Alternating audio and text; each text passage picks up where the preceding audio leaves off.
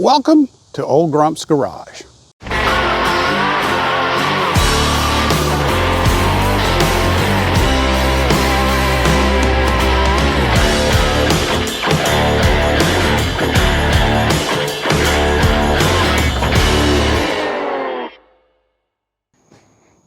Hey y'all, in this episode, we're working on the International Scout.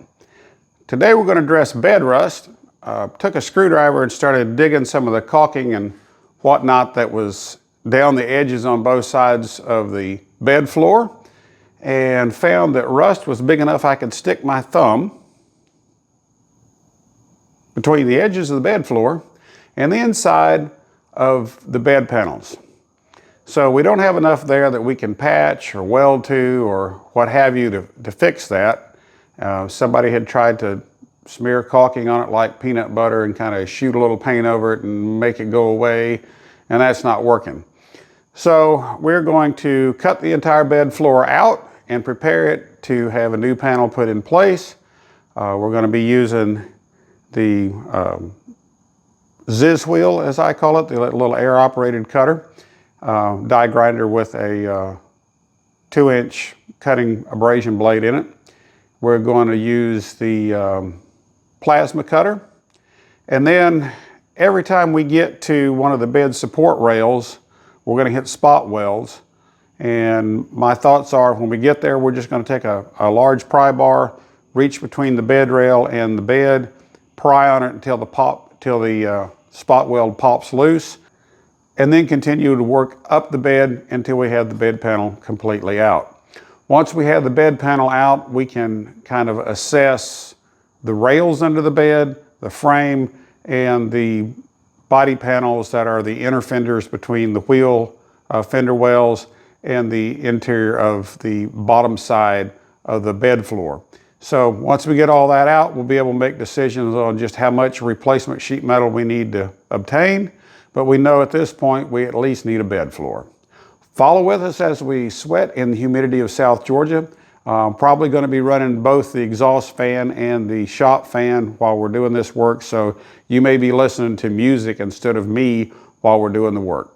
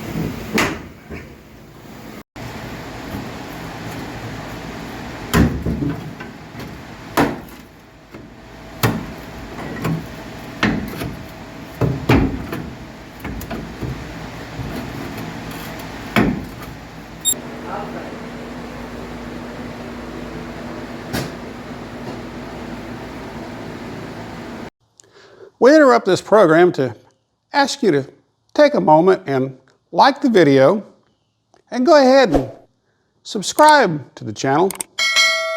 It'll really help us maintain the channel and continue to provide you content that you find interesting to help you along your way as you're restoring square bodies and other old Chevrolet pickup trucks. And it continues to grow our community.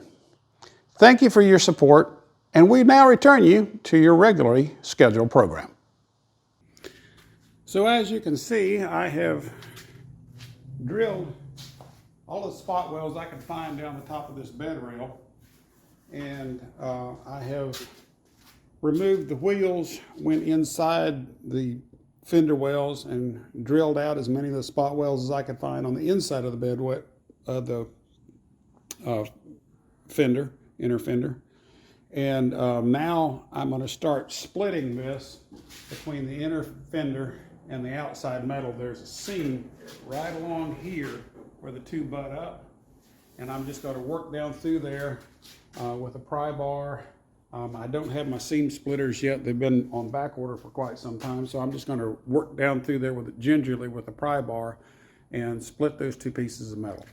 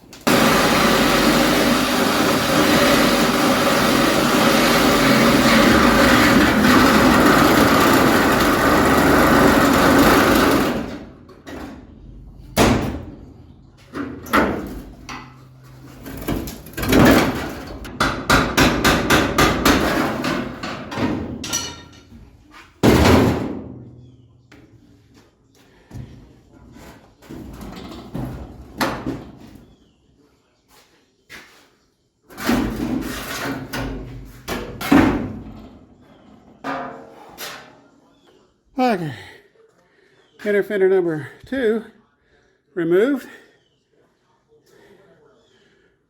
Number 1 is installed, ready for some grinding and finishing. And we're gonna have to work out something where this gas tank mounts, because that's not factory and it's looking pretty lame.